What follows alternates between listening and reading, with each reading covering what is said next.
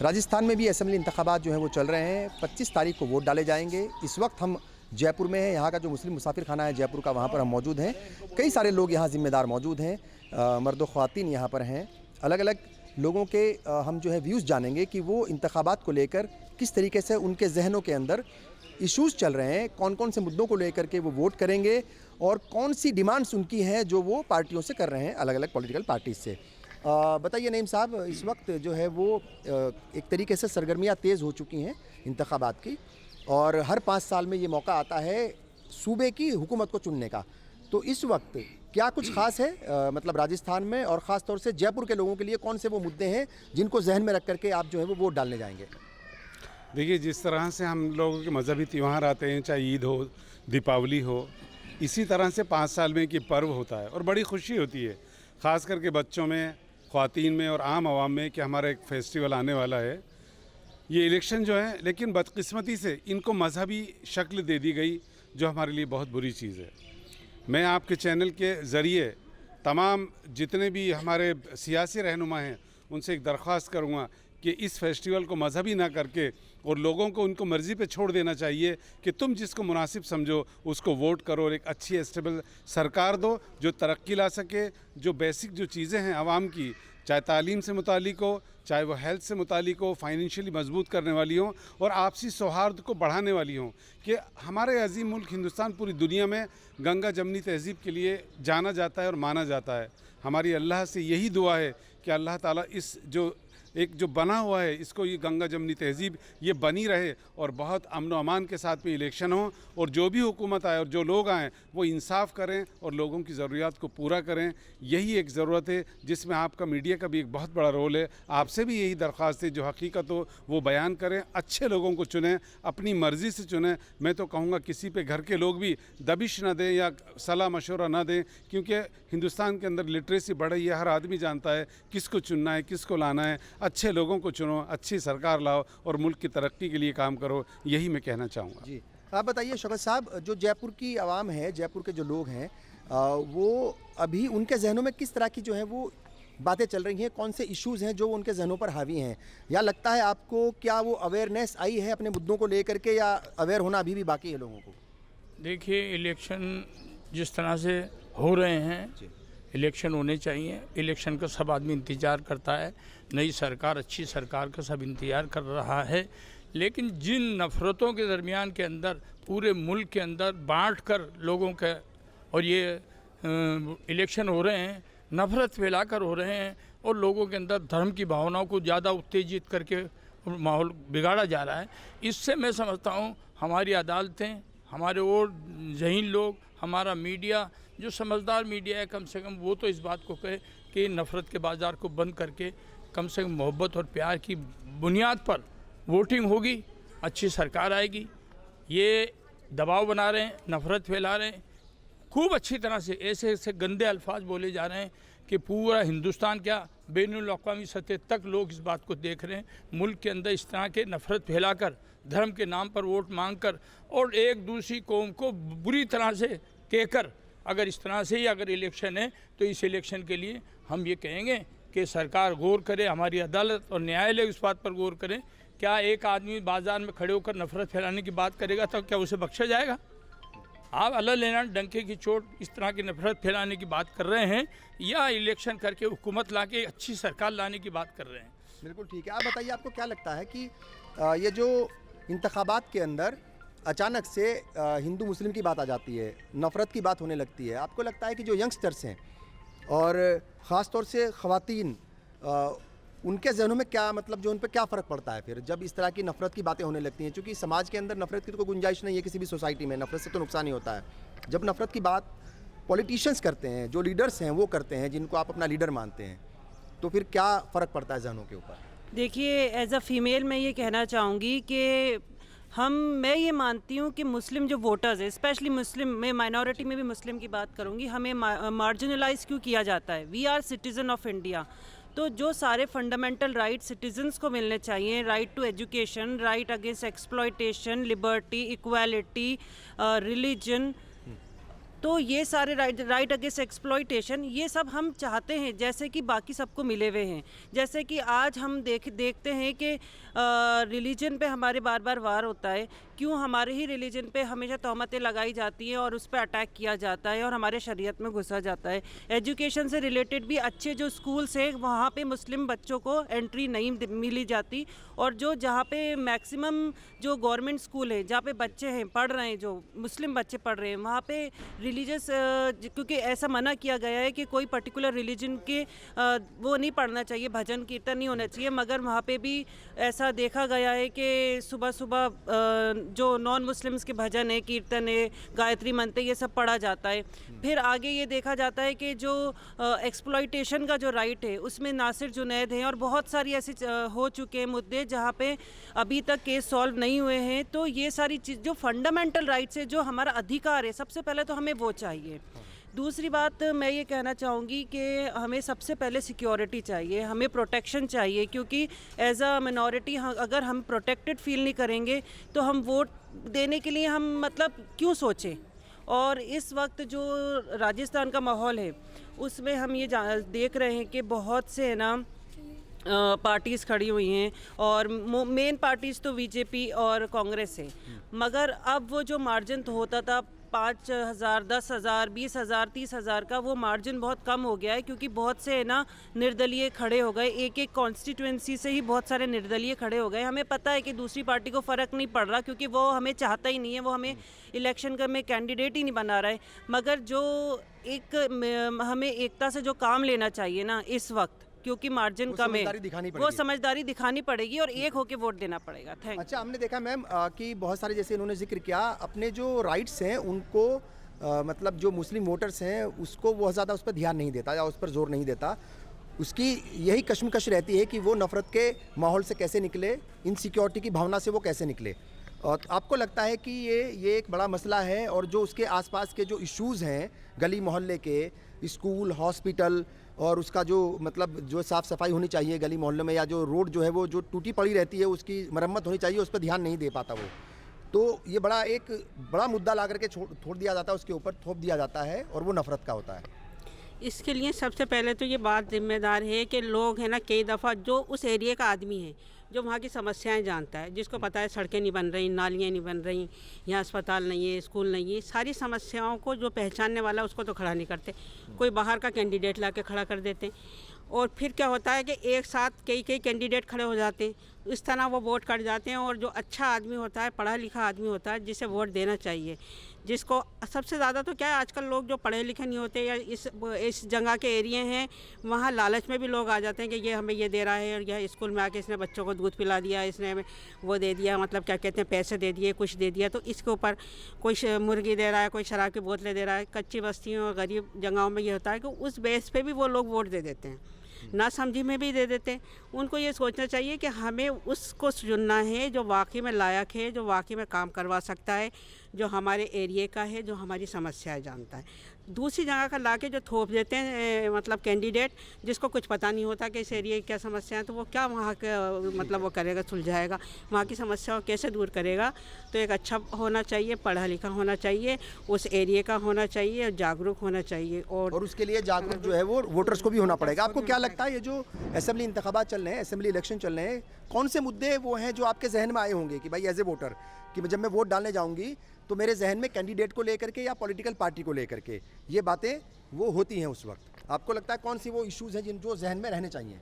सबसे पहले तो मैं ये कहना चाहूँगी, हमारी 17वीं लोकसभा ख़त्म होने को है, 18वीं का आगाज़ होने को है, मगर प्रॉब्लम ये है कि अभी हमारे लोगों को यही नहीं पता है कि करना क्या है।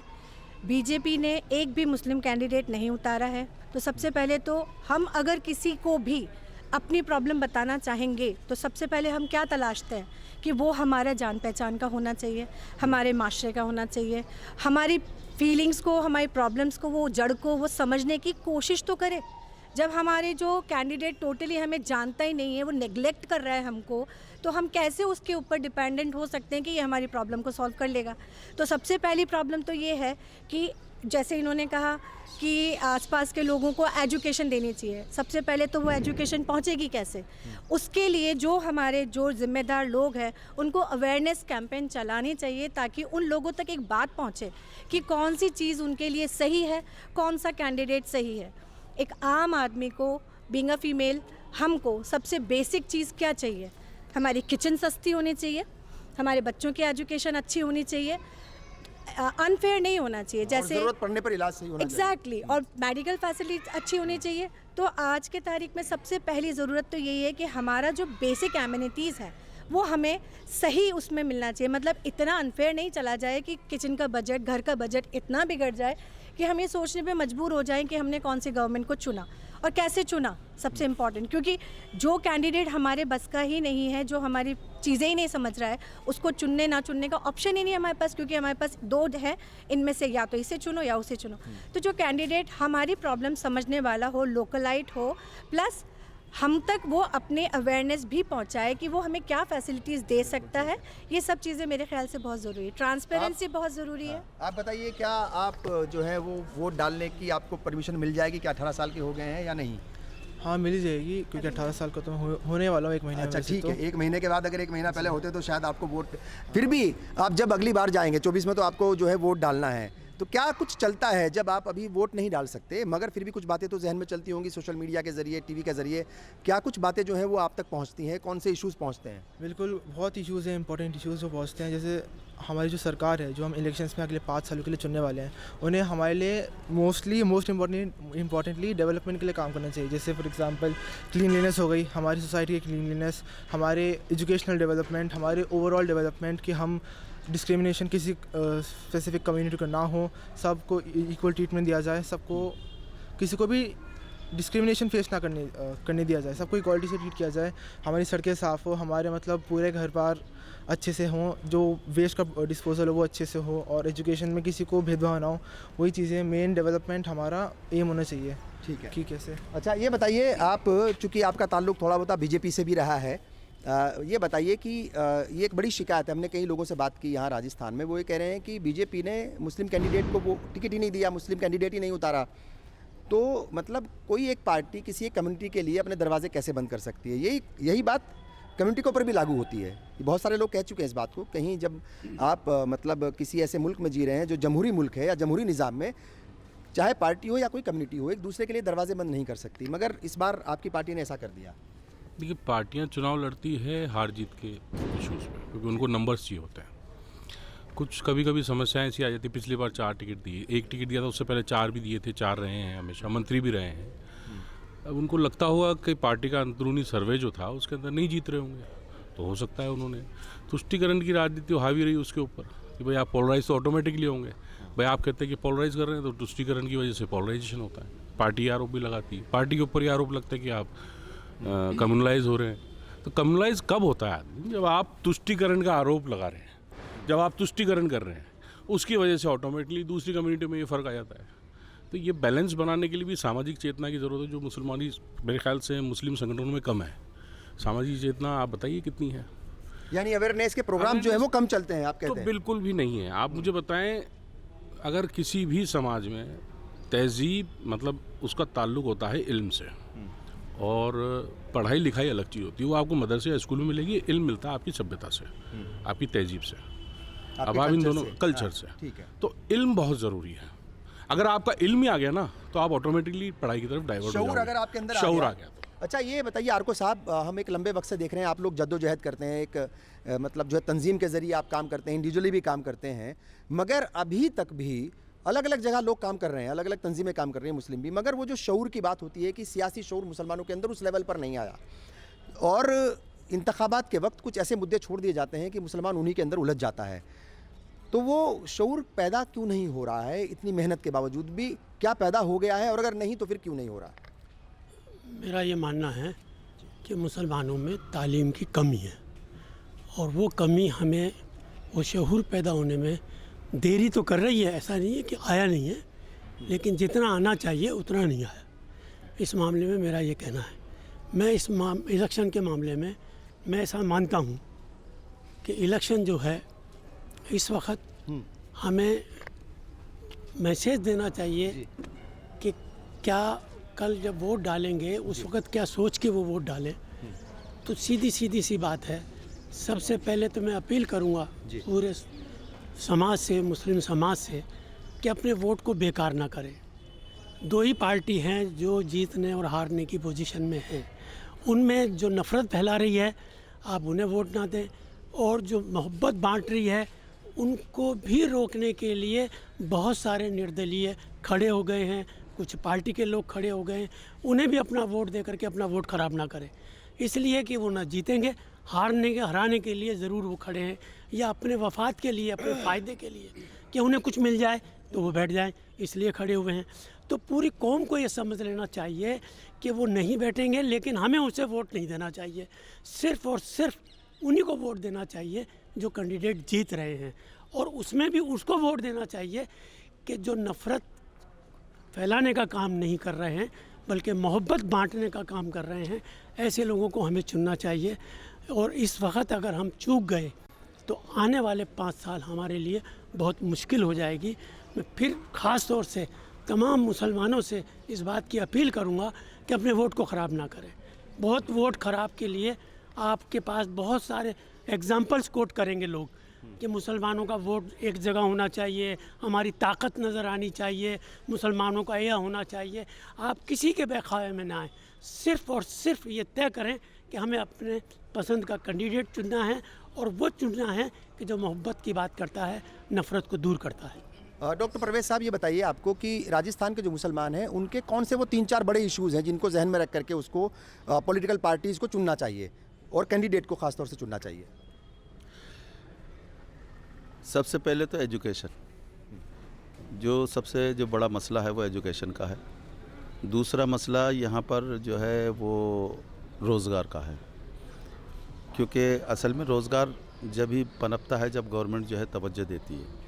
तो जो यहाँ पर मुसलमानों का जो सबसे बड़ा जो यहाँ पर लोग हैं, ख़ास तौर से बुनकर या और जो हस्तशिल्प वाले जो लोग हैं, उनको बढ़ावा मिलना चाहिए, लोगों के अंदर रोज़गार आना चाहिए, जो मुसलमानों के लिए बहुत ज़्यादा ज़रूरी है। मेन तो असल में यही है, एजुकेशन का और जो है रोज़गार का। और सिक्योरिटी को लेकर के भी मेरा ख्याल के इश्यूज़ है। दूसरी बात ये भी है कि बहुत सारी पॉलिटिकल पार्टीज़ आ गई हैं जो मतलब ऐसा कह रहे हैं कि वो जज्बाती सियासत कर रहे हैं।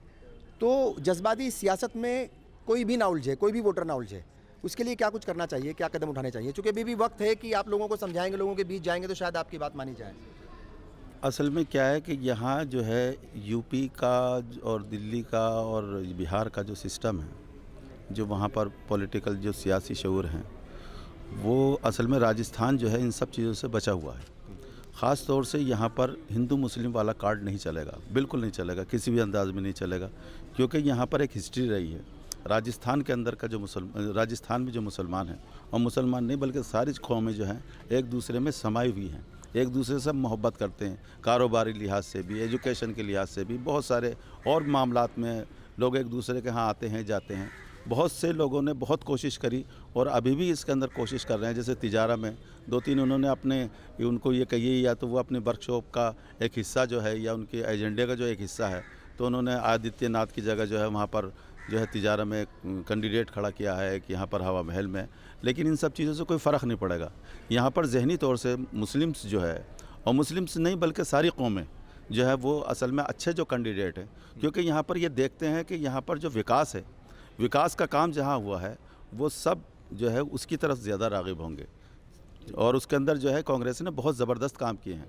आखिरी आदमी से लेकर जो सड़क का आदमी है वो वहाँ से लेकर फिर वो ऊपर तक गए हैं। बजट जो है हमारे अशोक गहलोत जी ने बिल्कुल आखिरी आदमी से शुरू किया है, जो बिल्कुल जिनके ऊपर हमारी नज़रें नहीं जाती हैं। और ये मेरे ख़्याल में हिंदुस्तान के अंदर पहला ऐसा मौका है कि बहुत सारी चीज़ें स्कीमें ऐसी हैं, जैसे हेल्थ के मामले में जैसे 25 लाख रुपए का उन्होंने वो करा है, एजुकेशन उन्होंने फ्री करी है, उन्होंने इंग्लिश मीडियम स्कूल जो है वो करे हैं, राशन है, पानी है, हर चीज़ की मतलब पूरी तरह से बहुत सारी स्कीम चलाई हैं। और इस स्कीम की ही बेस है, यही बेस है हमारी। यहाँ पर हिंदू कार्ड, मुस्लिम फलाना डिमाका, नहीं चलेगा, नफरत की बात नहीं। AIM और ये जितने भी BSP, ये कुछ नहीं चलेगी यहाँ पर। ठीक है। सिर्फ ये बताइए साहब कि आपको क्या लगता है कि ठीक है भाई, 25 तारीख को वोट डाले जाएंगे, सारे इश्यूज भी जहन में हैं, सब कुछ है, मगर वोटर्स को बूथ तक ले जाना, वो जो जिम्मेदारी है वो बड़ी है। क्योंकि बहुत सारे लोग ये समझते हैं कि मेरे एक वोट से क्या फ़र्क पड़ेगा, तो वो उसको ये समझाने की कैसे ज़रूरत है और कैसे उसके लिए काम किया जाए कि आपका एक वोट बहुत कीमती है और ये अगले 5 साल के मुस्तकबिल के लिए बहुत इम्पोर्टेंट रोल अदा करने वाला है। देखिए, हम जो कांग्रेस के लिए वोट मांग रहे हैं, हम विकास के नाम पे वोट मांग रहे हैं, क्योंकि जो कांग्रेस सरकार ने राजस्थान के अंदर जो कार्य किए विकास के नाम पे किए हैं।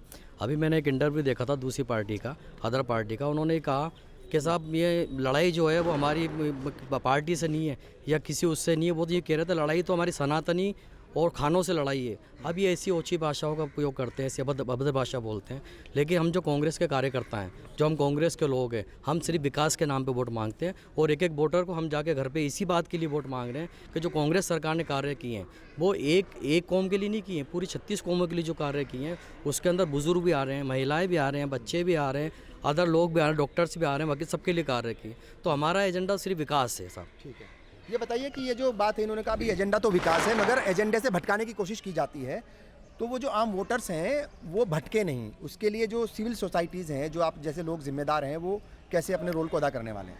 देखिए, एक सबसे अच्छी बात यही है कि आवाम में अवेयरनेस है, और हम जब किसी की समझाइश भी होती है तो ये कहते हैं कि हमें इतना मालूम है कि हमें अपना वोट बेकार नहीं करना।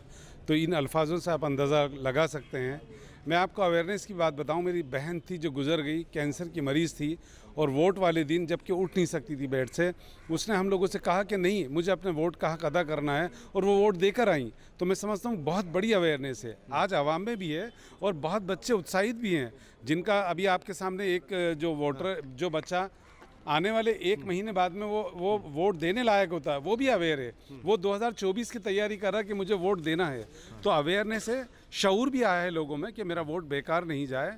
ये सारी चीज़ें, बस सबसे बुरी बात जो आ रही है वो ये आ रही है, मजहबों की बुनियाद पे लेकर लोगों में जो बंटवारा करना, वो सबसे ज़्यादा दुखदाई है। मैं समझता हूँ कि आज आम आवाम जो है हिंदुस्तान का, वो समझ चुका है और वो तरक्की चाहता है। पूरी दुनिया के अंदर जो माहौल है वो ये जान चुका है कि मेरी तरक्की होनी चाहिए, और जिस तहज़ीब के लिए हम जाने जाते हैं, सब लोग मिल के रहते हैं, और कभी कतन ये मुमकिन नहीं है कि इस मुल्क से किसी एक पर्टिकुलर समाज के या मज़हब के लोगों को निकाला जा सके, ये भी मुमकिन नहीं है। जब हमें यहाँ ये मुमकिन ही नहीं है, और मिलजुल के जब इस मुल्क में रहना है तो हमारा ये प्यार मोहब्बत से रहना है और अपने वोट का हक अदा करना है। ये बताइए कि 25 तारीख को जब आप लोग, चूँकि घर की भी जिम्मेदारियाँ होती हैं भाई, है ना, ख़वातीन के ऊपर जो है वो चूल्हा चौकी का भी एक जिम्मेदारी है, तो किस तरीके से जो है उस दिन मैनेज किया जाएगा और पूरा घर जो है वो वोट देने जाए, ताकि तो कहीं ना कहीं मैनेजमेंट तो वो बड़ा इंपॉर्टेंट होगा ना। देखिए, मैनेजमेंट की तो सबसे पहले बात इंपॉर्टेंस है, प्रायोरिटी जो हमारी है वो वोट देने की है, क्योंकि आने वाले 5 साल डिसाइड करेंगे कि हम जिसको वोट देंगे वैसी हमारी लाइफ, हमारे सारे सर्कमस्टेंसेस वो वैसे ही होंगे। मगर आज इस मंच पे मैं आपसे कुछ बहुत इंपॉर्टेंट बात कहना चाहती हूँ आने वाले इलेक्शन के लिए, अपने वोटर्स के लिए, राजस्थान की पब्लिक के लिए, कि वो लोग, सबसे इम्पॉर्टेंट है जो दूसरी पार्टीज़ हैं, जो पार्टीज़ लड़ रही हैं अलग आके, जो ये कह रही हैं कि जैसे MIM ही ले लो आप, या और भी जो पार्टीज़ हैं, वो उनमें खुद में इत्तेहाद नहीं है, वो इत्तेहाद मुस्लिमीन की बात कर रही हैं। मगर मैंने कई बार, क्योंकि मैं तीनों पार्टी से जुड़ी हुई हूँ, और मैंने उनसे कई बार कहा, और इनफैक्ट जो दूसरी 2 पार्टी है, SDPI है या WPI है, वो लोग गए भी हैं MIM के पास, और उन्होंने कहा भी कि आप हमें मर्ज कर लो, मगर वो मर्ज नहीं करे। तो जब आपस में ये इत्तेहाद खुद में नहीं है, और ये खुद में इत्तेहाद नहीं होके, और ये अपनी पब्लिक को एक एकता नहीं दिखा रहे, तो वो कैसे उनका वोट ले सकते हैं। और दूसरी बात ये कि लोग इस चीज़ से भटक रहे हैं, और वो ये सोच रहे हैं कि हाँ ठीक है, ये हमारा बहुत रहनुमा है, तो वो खुद तो, मगर ऐसा कुछ हो नहीं रहा है, वो कुछ भी ऐसा नहीं देख रहे कि वो पब्लिक की डेवलपमेंट की बात करें, जज्बाती बात बिल्कुल ना करें। क्या कहेंगे आखिर में, क्या लगता है आपको कि जैसे मैंने कहा कि 25 तारीख के लिए जाहिर है आपको थोड़ा सा प्लानिंग करनी पड़ेगी, उस दिन को मैनेज करना पड़ेगा घर में, तो किस तरीके से जो है आप लोग तैयार हैं उसके लिए, और क्या कहना चाहेंगे, क्या जो ख़वातीन दूसरी आपको देख रही हैं उनके लिए क्या अपील होगी? मैं सबसे पहले तो मैं अपनी बात कहना चाहूँगी कि उस दिन सारे कामों से जल्दी से निपट के, और अच्छी तरह, जैसे कि हम अपने किसी त्यौहार के लिए तैयार होते हैं, ईद के लिए, बकरा ईद की तरह, इसी तरह तैयार होके और जाएंगे। और मैं सारी तमाम लेडीज़ से ये कहना चाहूँगी कि वो अपने काम जल्दी से जल्दी निपटा लें और वोट देने ज़रूर जाएं। ये नहीं, अक्सर मैंने देखा है औरतें जो हैं वो वोट देने बहुत कम जाती हैं, काम की वजह से नहीं जाती, बहुत से आराम की वजह से नहीं जाते, सुस्ती की वजह से नहीं जाते, तो हमारे मुस्लिम वोट बहुत ज़्यादा कम पड़ते। नहीं जाने की वजह से। और मैंने देखा बड़े घरों के लोग की लड़कियाँ कहाँ जाएंगे, कहाँ खड़े होंगे धूप के अंदर, लाइन में लगेंगे, हम तो आराम से अपने सो रहे हैं, ये कर रहे हैं। तो इन सब चीज़ों को छोड़ के अगर हमें अच्छी गवर्नमेंट बनानी है तभी तो फिर ऐसे लोग चुन के जिम्मेदारी निभानी पड़ेगी, जिम्मेदारी निभानी पड़ेगी और वोट डालने जाना पड़ेगा सर। जैसे बहुत सारे लोग जो है पिकनिक पे निकल जाते हैं वोट डालने के दिन, आपको क्या लगता है उन लोगों से क्या कहेंगे कि भाई पिकनिक पे मत जाइए, जिम्मेदारी निभाइए, आप जो है जो आपके फ़राइज़ हैं उनको भी अदा कीजिए, क्या अपील रहेगी आपकी? उन लोगों से मैं सिर्फ यही कहूँगी, क्वेश्चन करने से पहले अपनी रिस्पॉन्सिबिलिटी निभाएं। अगर आप कंट्रीब्यूट नहीं करेंगे सरकार को बनाने में तो आप क्वेश्चन करने के तो बिल्कुल हकदार है ही नहीं। और जैसा आंटी बोल रहे हैं कि सब लोग बिज़ी हो जाते हैं, धूप है, ये है, तो मेरा ये कहना है कि सुबह सुबह गुड टाइम पे, मॉर्निंग टाइम पे चले जाएं ताकि अपना वोट भी हो जाएगा और आपको परेशानी भी नहीं होगी, ज़्यादा लोग भी नहीं होते उस समय। तो जल्दी जल्दी वोट देने से ये होता है कि आपका भी मन भी बना रहता है और बाकी काम भी जो है आप आसानी से निपटा काम भी हो जाएंगे और मतलब ज़्यादा तादाद में वोटिंग भी हो जाएगी, जिसके कारण सही सरकार हो सकता है। सही सरकार चुनते चुनते रह जाए कम वोटों के चक्कर में, तो सही सरकार चुनने में ये बहुत इंपॉर्टेंट फैक्टर भी अदा करेगा। बहुत शुक्रिया। बहुत सारे अभी कुछ टाइम पहले मेरे कॉलेज में जो राजस्थान पुलिस के एसपी हैं वो आए थे। उन्होंने हमको एक ऐप के बारे में बताया था कि अभी का जो करंट गवर्नमेंट है उसने एक ऐप निकाला है सी विजिल नाम करके, कि कोई भी कैंडिडेट जो गवर्नमेंट बनाने के लिए अगर खड़ा हो रहा हो, अगर वो कोई काम इलीगल करे तो आप उसकी वीडियो बना के, उसको फोटो बना के, या फिर उसका नाम सबमिट करके उसके साथ साथ रिपोर्ट कर सकते हैं। उसका नाम है small C capital VIGIL app. कोई भी कैंडिडेट जो गवर्नमेंट बनाने के लिए खड़ा हो रहा है, चाहे वो स्टेट लेवल का हो, डिस्ट्रिक्ट का हो, टाउन का हो, कोई भी, अगर उसको आपने कोई भी लीगल काम करते हुए देख लिया, जैसे फॉर एग्जांपल दारू डिस्ट्रीब्यूट करना, कुछ भी लोगों धमकाना भड़काना, तो आप उसका वीडियो बना के पैसे बांटना, कुछ भी हो, उसको आप रिपोर्ट कर सकते हैं उस ऐप के ज़रिए से। चलिए बहुत बहुत शुक्रिया। कुल मिलाकर के एक अच्छी बात ये आई है कि जो वोटर्स हैं वो पहले के मुकाबले ज़्यादा बेदार हुए हैं, ज़्यादा जागरूक हुए हैं, अपनी जिम्मेदारी को वो समझते हैं, क्योंकि वो ये मानते हैं कि अब जो सियासत है वो जो मतलब डेवलपमेंट की है, तरक्की की है, नफ़रतों का बाज़ार जो है वो बंद होने की कगार पे है, या नफ़रतों के बाज़ार को आगे नहीं बढ़ने देना है। तो ज़ाहिर तौर पर ये यहाँ पर जो जितने भी लोग हैं इनका सबका यही कहना है कि जो पॉलिटिक्स है, सियासत है, या जो हुकूमत जो बननी है वो इस बिना पर बनेगी कि कितना काम हुआ है, ना कि इस बिना पर कितने लोग हिंदू मुस्लिम की बात कर रहे हैं। कैमरा पर्सन बलवंत के साथ खुर्शीद रब्बानी, मुंसिफ टीवी, जयपुर।